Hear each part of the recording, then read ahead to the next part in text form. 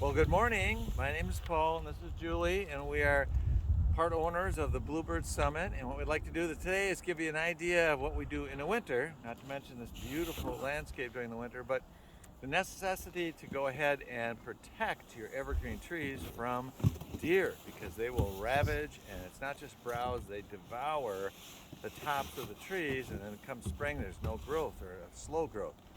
So what we do is we take these cards, these note cards, a handheld stapler, and we put these papers, these cards around the top bud in particular so that the deer keep off of that. They can take the lower ones.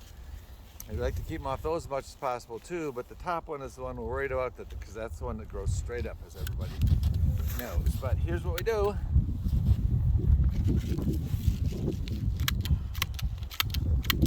What I like to do is to staple it real close to the stem. It's that bud, that small little bud right there that they're after. And what we do is just take and wrap that around there, staple 3 or 4. I always put 4 staples in. And the reason I do that is I also go ahead and get as many needles in there as possible so that, again, it keeps on the bud throughout the spring. And when the spring comes and the grass is there, then the deer switch to eating the grass, and the trees are no longer in danger of being eaten by the deer. So that's what we try and do.